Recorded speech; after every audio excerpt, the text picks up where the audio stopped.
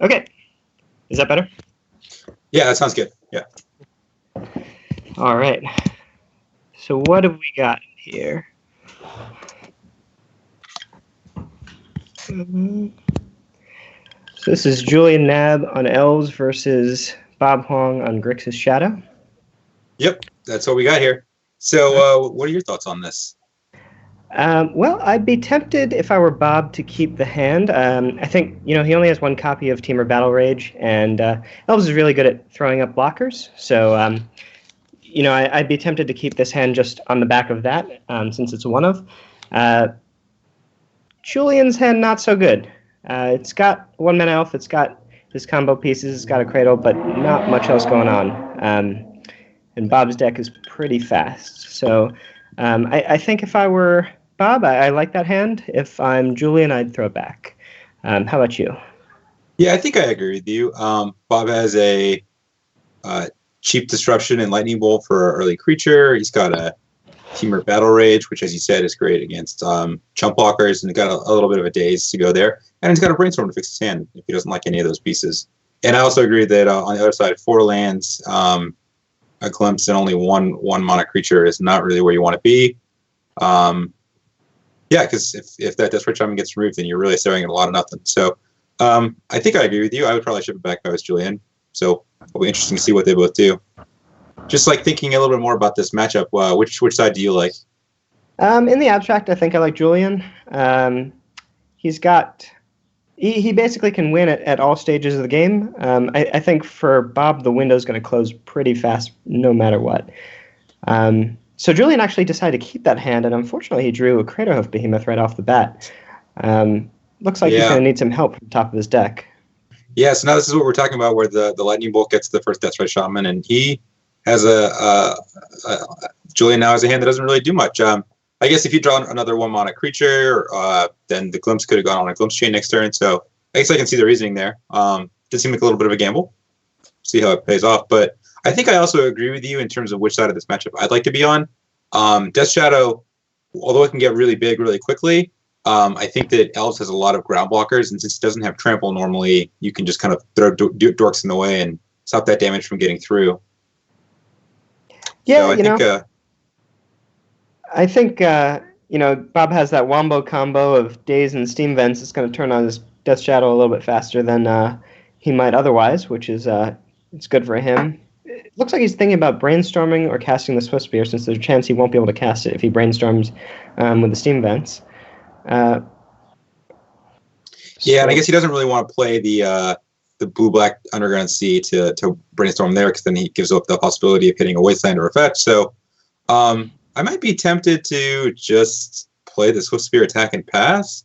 Then again, he probably does want to brainstorm because he's got a lot of velocity and there's like a lot of free spells and Jataxian Probe and Mishra's Bauble and that kind of, and Street Raid. So he probably does want to start getting that chain going. So yeah, we'll see what he does. Yeah, I think if I were Bob, knowing how bad Julian's hand is, I would definitely be tempted to just play the Swift Spear and pass. But there is some sense of urgency from him. If Julian plays out 2 blockers, he's going to have a tough time forcing through damage, even with that Battle Rage. Right. And then again, I guess the Daze is not live against anything but Natural Order and Green Sun Zenith, really, considering the Cavern of Souls. So, it's live against Glimpse of Nature as well, I guess, but it's a 1 mana spell, and usually you try and resolve it early in your turn, so you probably have the mana to pay for it. So, yep. Okay, and so he goes with the Monstrous Swift Spear and attack. I don't dislike it. You can then untap and go for a Brainstorm and see what you get. And Bob is really getting the payoff here, seeing that Julian missed a play on turn 2. Yeah, that's really good for Bob. Oh, and here we go. And now we get that free spell. So now Bob's going to get the combo off, and he casts it first so that he gets 1 deeper on the Brainstorm when he gets there. Hoping to hit a fetch land or something like that. All right, so let's see what he hits. He can probably put the Death Shadow into play this turn. I guess it depends if he hits another spell that loses life. Force of Will, not really what he's looking for. It does lose life if you cast it, but you need a target you want to hit. So it also only hits you for 1, and he's looking to take off about 4 or 5 more points. And there you go, Street Raid, cycling, pay 2 life. So you got that. All right. So let's see. So now I guess to make. Oh, go ahead. Well, I was gonna say this draw is making Bob's deck look real good. Right. Yeah, I guess no play on turn 2 in Legacy can do that. But I guess so. Let's see. So Bob gets to do some cool stacking with the Bauble Trigger and the Bloodstained Mire fetch land. So he can play the Bauble, take a peek at the top card. If he doesn't like it, he can fetch.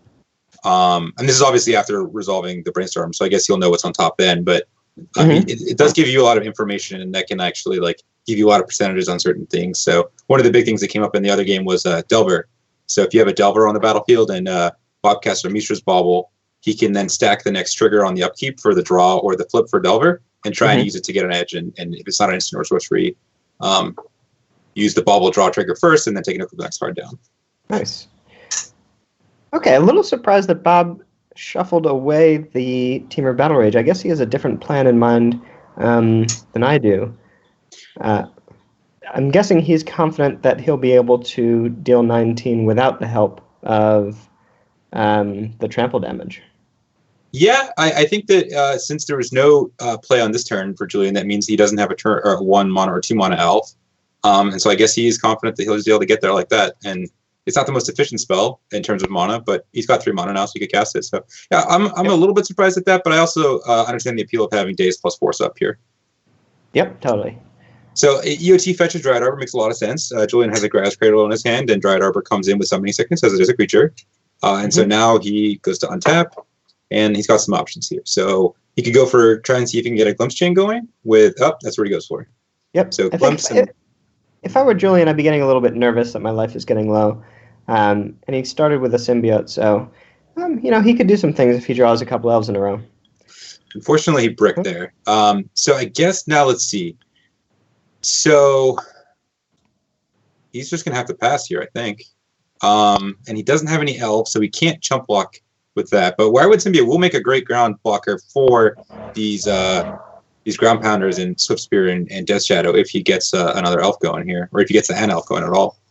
Yep. Well, both decks are kind of petering out right now. Bob is definitely favored in this board state, but throwing away that Battle Rage means that he's going to need to draw another spell or two to really put the finishing blow on Julian. And if Julian hits a couple draws in a row, he'll be able to get back in it. So this is a good one right here, Deathrite Shaman, uncounterable through the cavern, and now he does have a blocker that he can just throw in front of the Death Shadow and recast every turn. Yep. So that's pretty nice. And Julian's actually getting to natural order mana, so he's going to force Bob to use that Force of Will if he wants to live. Yep, there it is. So Bob's going to indeed throw out that Force of Will. I guess this is probably what Bob was foreseeing here, where he needed to keep the blue and Force and blue card instead of Temur Battle Rage so that he could counter something that would put something very nasty on the battlefield. Yep. So now I think Bob is at a point where he has to basically Abyss Julian every turn or force him to use the Symbiote, or else he's at risk of just getting attacked down from his already pretty low life total. Right. Yeah, and this is one of those things that I think we saw in Game 2 against Bug, or was it against Bug Delver? Yeah, Game 2 against Rudy, where Rudy had a couple Deathrite Shamans, and Bob's life total was really low from him hurting himself to get Death Shadow active, so he just kind of drained him out real quick. So something like this could happen again. If Julian draws another elf, then suddenly he can activate Deathrite Shaman twice in one turn by returning the other elf. And oh no, he has no black mana, so that's not possible. He get at least one activation by exiling a land, making a black mana, untapping Deathrite Shaman, and going for it that way. But yeah, that doesn't seem to be a good line here. Well, he does have a Heath in his hand, so Bob has to at least respect the possibility of that information. Since if he goes for it, then he could die. Yeah, that's true. So I guess he could get a Bayou, and then you'd get one activation out of Deathrite Shaman like that. Mm-hmm. So yeah, that's definitely valid. And I guess looking at it here, let's do a quick count. Julian's got 1, 2, 5, 6 with the Deathrite Shaman activation and 7 with a land. So he's almost Craterhoof hardcast territory here, and that Craterhoof alone attacking you is going to do the job here. So yeah, Bob's life is pretty low. Now, if you were Bob, what do you think you would do at this point? Do you just attack with the Death Shadow, or do you attack with both creatures and try to hit something with the Second Street Wraith? Well, so let's see. So if you attack with only a Death Shadow, then Julian's going to block with Deathrite Shaman and return it to his hand. And then you get in for 1 damage with the Swift Spear. but then you don't have a blocker on the return, and so any kind of tricks or anything that could happen there would be lights out for Bob. So I think I like holding back the Swift Spear here. The real question is, has he played a 5th land, and is he going to try and go for a hardcast Street Wraith? Actually, that might not be a bad idea, since all of Julian's black mana, if he wants to turn on that Deathrite Shaman, will make the Street Wraith unblockable. Right, and the 3/4 creature in a land of 1/1s and 1/2s is king. I guess aside from Death Shadow, but that's a whole different beast. Yeah, so he's going for the hardcast Street Wraith. I think it was Aaron. I don't know how to say his last name, but Aaron K. I think was hoping to see this in Legacy, and here we go. So that means that there you go. Looks like Julian just drew the natural order for the win there. But it was great. He has another. Yeah, he has a Crater Hoof in his deck, so he'll just fetch that up and attack for lethal. And that'll just about do it. That's what you were talking about earlier, where we would have like some ground blockers that the elves that can deploy, and then at a certain point, it's a combo deck that can just draw Crater Hoof off the top naturally if it's got enough mana, or a natural order or a Green Sun Zenith and just kind of get in there. So there you go. All right, going to game 2. All right, so sideboarding. What do you do if you're Bob? So Bob doesn't have any sweepers as far as I can tell. Nothing like Electrickery or Blazing Volley, which is that new Amonkhet card. So I think he just wants to be fast and try and tempo him out. If that being said, I think you bring in Snuff out to try and get the free kill on a creature. You bring in Submerge, as you already see in there, because Submerge can put back one of the turn 1 elves or a Dried Arbor for maximum tempo. Yeah, I think I agree with you. All the free spells are going to be really helpful in making sure that the board is clear and helping you kind of establish that early damage that you need. Now, what about Julian? So apparently I was incorrect. Apparently Bob does have 2 Blazing Volleys. I can't quite see them. Oh, they're already in there, and then they're already in the deck. So yeah, so he does have that. He does have that in there. On the other side for Julian, so Garruk Relentless is too slow, I think, in this matchup, and doesn't kill the Swift Spear with a pump or the Death Shadow if it's got any kind of reasonable size. So I think that leaving that on the board makes sense. I don't think that you want the discard here. Bob has a lot of like going off potential, but he's on a combo deck with key pieces that you can knock out of his hand. So I think I do like bringing in the Abrupt Decay. That does answer Death Shadow very nicely and kills a Delver that can't be countered. Yeah, I think that makes a lot of sense. Basically, just want Abrupt Decays in case Bob threatens to kind of combo kill you. Take out one of the Crater Hoofs, since it's not super important that he, turbo hoofs, since, he's basically the control role here. And then just have Progenitus, since it's essentially a one-shot kill. Right, you're right, because Bob gets himself so low. Yeah, that makes sense. I do think that, isn't Crater Hoof also just a one-shot kill on its own if it comes in the battlefield in that situation? So I would have thought that maybe that might be better than Progenitus, but... Well, Progenitus can block. Well, I guess Crater Hoof is still faster, so I guess it doesn't matter. Yeah. So what about these opening hands? So Julian's hand looks great to me. You got 2 lands, you got a bunch of 1-mana spells, you got a Glimpse. And you got it. So he can go bananas on turn 2. Yep. I like that keep. Totally agreed. It looks like Bob's not really slouching either. He's got turn 1 Delver. He's got the Daze and replaying his Watery Grave for the Wombo combo to lose 2 life. And he's got a Death Shadow. Yeah, and so we're seeing some Mishra Brabble's trick right here. So he had 3, so he cast the first one, and I think he targeted Julian. I'm not certain about that, but at some point he's going to target himself, and then we'll get to see that Mishra's Brabble stacking trick for the Delver we were talking about earlier. Yep. So do you Daze here? I think I do, just because you want to get in as much damage as possible. You want to keep the board as clear as possible. And honestly, you just want to cast your Death Shadow as quickly as possible. Yeah, I agree with you on both fronts there. So basically, I think, Bob, there's really a lot of pressure for him to... Oops, what's going on? Okay. Excellent. Good to know. Does that change it for you, knowing that you have a land, so you're going to be able to play a land whether or not you Daze? I think I would Daze anyway. Regardless of whether the Delver of Secrets is going to attack for 3 or 1, you have to get Julian dead as soon as possible. And Elves is a critical mass kind of combo deck. As soon as you start letting one or two elves resolve. They start drawing cards. They start going nuts. You really just have to, nip that in the bud, so that you can establish yourself and at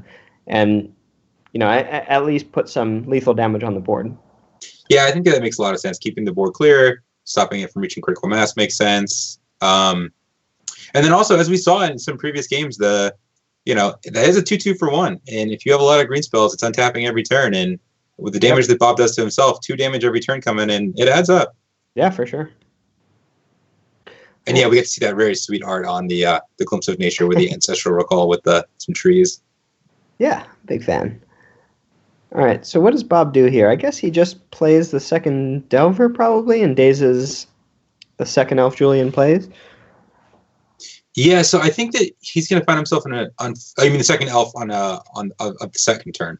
Yeah, so that could be, that's probably exactly what he does. Yeah, and you're right. Yeah, so I guess the Death Shadow is not quite ready to come down yet. He needs to lose a little more life. Now, do you daze here? Sorry, go ahead. Do you think that this is do you think this is a bait? I do. I think Julian wants to see if there's another daze. But if I'm Bob, I want to take it. Since the Nettle Sentinel just stone cold blocks the Delver secrets. Mm-hmm, mm-hmm. So why do you think that?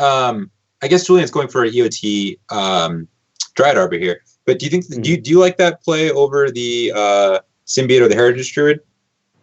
I think I understand it. Just he wants to set up as many cards as possible from Glimpse, and with an untapped Dryad Arbor, he'll get extra mana from the Gaia's Cradle he's going to play next turn. It's a little bit risky, but Bob's Delvers are not really cooperating, so he's fortunately for him going to be in a situation where he doesn't really have to get punished by it. Yeah, I think that your reasoning there makes sense, and I think that that's probably what's going through Julian's mind here. And so if he gets the Dryad Arbor as a creature for Gaia's Cradle, so it adds 1 from that way, and it also comes in and can tap next turn for mana itself, and then he'll have the creatures in his hand to try and get a good Glimpse chain going. So, and here we go. So Bob doesn't have any counter spells. Yep, and it looks like Julian's going to kind of go nuts here. And this is what I was talking about with the Nettle Sentinels, especially with Heritage Druid. Right. Elves just totally goes crazy. Yep, definitely true, as you said, critical mass deck. I mean, it's doing a good job of going crazy here, but if you had Nettle Sentinel untaps and being able to tap with the Heritage Druid to make mana, play a new green creature, and then untap, then that's when you really start going off. But this is a good sequence here. He played out 3 creatures and redrew 3 cards, so he's got a stocked hand, and Bob is losing steam. Although those Delvers did flip, so now Julian's under the gun. Yep, and he picked up a lot of good cards. He has another Glimpse of a Decay that's probably going to get stripped at this point. But, again, in order for Bob's deck to operate, he needs to be at low life, and Julian can threaten, even with 1/1s, just poking him to death. So he's got to kill Julian as quickly as he can, and then also be mindful of the fact that, Julian can just kill him on the swing back if he doesn't present lethal. That's true. So this is the Thoughtseize here. Are you surprised that that's in there? I think Death Shadow, for all of its resiliency, is very much a combo deck as well. And you can't afford to take too many of your pieces out to do anything, right? So even though Thoughtseize is probably the spell you want to draw least, you probably can't afford to cut down too much on that stuff. Yeah, I think I agree with you. And then also Elves as a combo deck itself has some pieces that you want to take away. So last game, Bob lost to the Natural Order. That one was run off the top, but he also had a Crater Rip in hand that he could have almost hardcast. So taking out that I win card from the Elves player's hand is pretty good. But Julian has a Glimpse of Nature here and a Quirion Ranger to get it started, and then he's got the Wirewood Symbiote and Quirion Ranger to return creatures to his hand to kind of feed the chain there. So he's going to get another Bananas turn next turn probably. Yeah, I'm not sure I really like Bob's position right now. He's kind of under the gun in terms of his life total, in terms of the number of cards in hand, and he can't push through lethal damage yet. So Julian is in a position to really take over with that second Cradle, especially if Julian draws either Natural Order or a second Green Sun Zenith. Yeah, I agree with you. And then here again, we have that situation where the Elves player has just a bunch of ground blockers that can be tossed in front and returned. So Death Shadow is looking very anemic here. Well, it looks like he's actually pretty close to getting burned out by Deathrite Shaman too, so he's going to need to be mindful of that as well. Yeah. Not that he can do much, but I guess the one thing that we'll know is this game will be over in a couple turns one way or the other pretty soon. Either Yep. the Delvers will get there in the air, or Deathrite Shaman will burn him out, or there'll be a combo kill. yeah, I think, Julian might end up winning this turn, especially with a Glimpse Yeah. Chain. So this I don't really understand. Why are you tapping the Guy's Cradle to start this chain? Okay, no, he's taking it back. I think he agrees with you. The temptation is there to get some black mana out for Deathrite Shaman, but you can also play a second Cradle and get something in the range of 8 to 10 mana this turn. Yeah, I agree with you. I think that was what he was probably thinking about as well. And I think he wants to go for the 2 Cradles to get the extra mana this turn. He can't really drain him out because he only has access to the block mana once. Right. So he's like 1 activation short of that. So he's going for the alternate route, which is the Glimpse Chain. So I guess he drew 2 lands, which is unfortunate for continuing the chain. Has he used the Werewood Symbiote yet? I don't think so. So if you're Julian and you start bricking off, do you stop? Do you try to cast Abrupt Decay? I think you keep going. And so he added a black with the Deathrite Shaman and then returned something to untap the Deathrite, which makes a lot of sense. It gives him an option to either drain or cast the Abrupt Decay. And then he gets the creature back in his hand to cast again for a new Glimpse draw. So he did that. He drew another land and another Glimpse. So, another Werewood Symbiote and another Glimpse. So that means he gets to do another return and another black mana added here. And it does look like he might just be able to get there this turn on killing him. Yeah, it looks like, especially with the second Glimpse of Nature, unless, well, maybe not. Julian's had some unfortunate draws off those Glimpse of Natures, but he's going to be able to drain Bob actually out, right? Yeah, so he needs 1 more black, but he hasn't played a land yet. He was holding back on that Cradle. And the way his Glimpse Chain, which makes sense, you keep that flexibility. The way his Glimpse Chain developed, he wanted to just go for the drain. But let's say that he had drawn more creatures, he could have just played them out and played the second Cradle and tried to go for a kill with the Crater Hub. So I think he kept up a lot of flexibility for himself. Yep. And it pays off. There we go. All right. Well, good match. That was a good match. You got to see a master of his craft going at it, and I think Bob's Grixis Shadow deck is a very good deck, but I think that Elves had its number this time. I think that the Ground Pounders blocking and just really were able to throw up a lot by Julian enough time to get his combo going. Yeah, I think this matchup, all things considered, is really tough for the Death Shadow deck. What it's doing is kind of naturally negated by the way Elves throws out blockers and kind of presents a lot of threats that you don't really have answers to. So, good job for trying for Bob. But yeah, that was pretty much an expected result, I think.